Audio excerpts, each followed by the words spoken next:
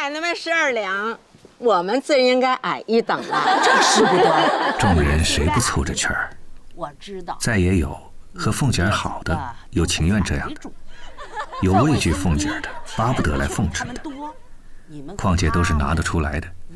所以一闻此言，都欣然应诺。在第43回里，贾母让大家凑份子为王熙凤过生日，王夫人等出银16两，礼完，尤氏是12两。身为奴仆的赖嬷嬷该出多少呢？赖大之母说：“少奶奶们12两，我们自然也该矮一等了。”贾母说：“这使不得。你们虽该矮一等，我知道你们这几个都是财主，分位虽低，钱却比他们多。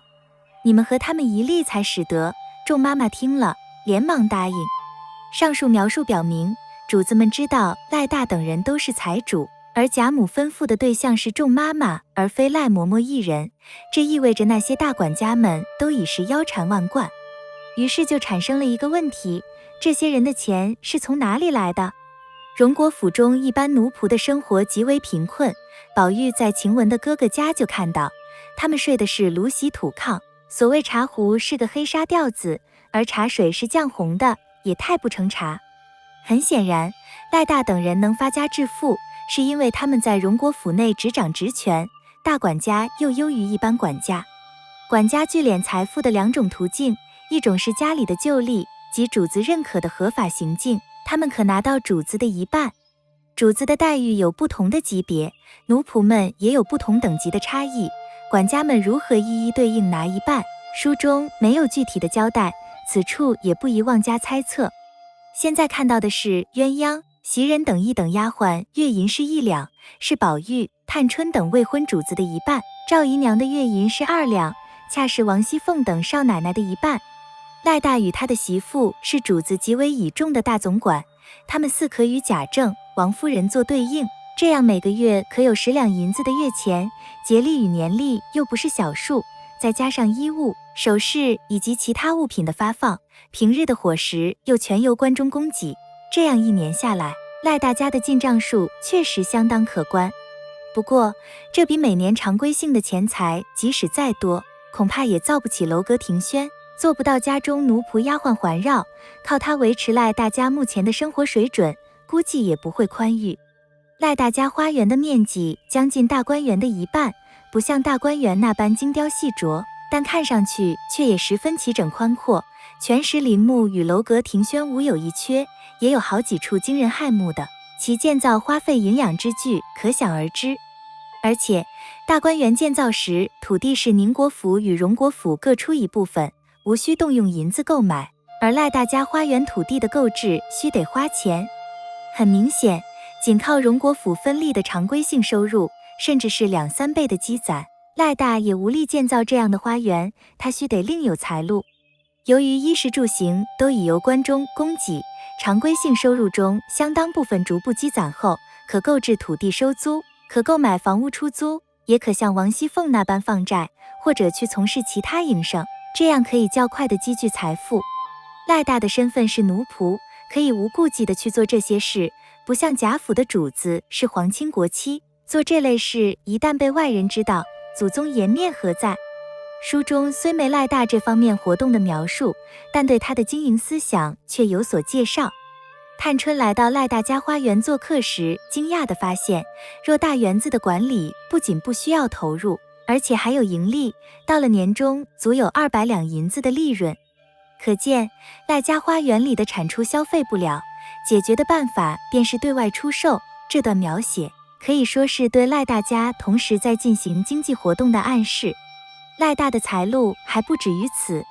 第77回写道，赖大将买来的晴雯送给了贾母，晴雯赢得了贾母的欢心，却倒还不忘旧，即还惦记着赖家的好处，于是赖大家的又将他姑舅哥哥收买进来，把家里一个女孩子配了他，这2人便是多魂虫与灯姑娘，他们都是荣国府的奴才。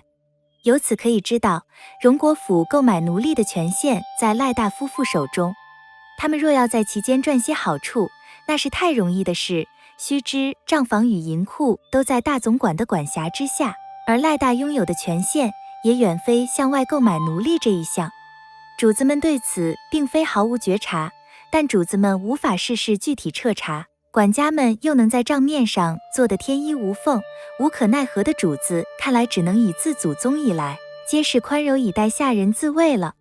为了维持一个大家族的消费，在府外采购的事几乎每日都要发生，大总管、账房、银库与买办的从中渔利也持续不断，日常持久的点滴积累也颇为可观。一旦遇上大工程，可以贪污的地方就更多了。贾琏的奶妈赵嬷嬷闻讯赶来，要将自己的2个儿子塞进采购队伍，为的就是借此从中分一杯羹。工程的总负责人是贾赦，他却也安插了人，如贾强去江南就是他委派的，不过平日里他只在家高卧，不管具体事务，于是实际上的总管便是赖大。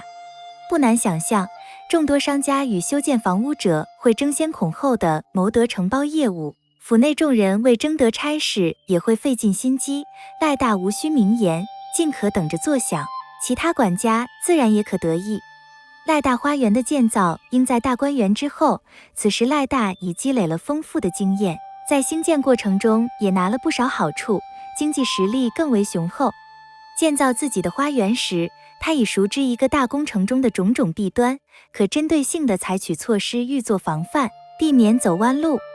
大观园是应元春省亲的特殊需要而修建，规模自然巨大，而赖大建造花园只是为满足自己的享乐，过大没有必要，而且会使主子不高兴。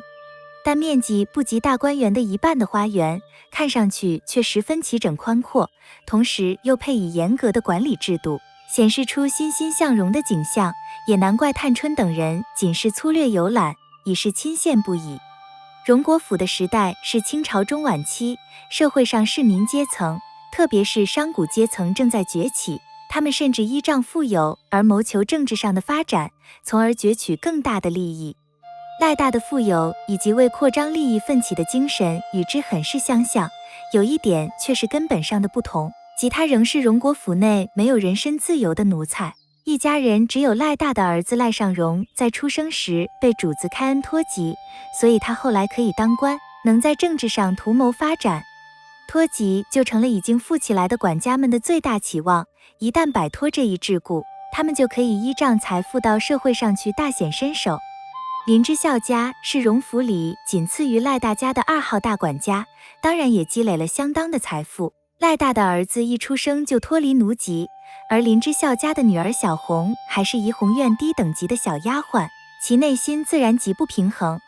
这也是林之孝冒险向贾琏进言，建议将部分奴仆开恩放出去，托及成为自由人的原因。但开恩放出一个人是特例，开恩放出一群人则彻底改变了祖宗家法，动摇了荣国府立家的根本，是荣府主子们万万不能允许的。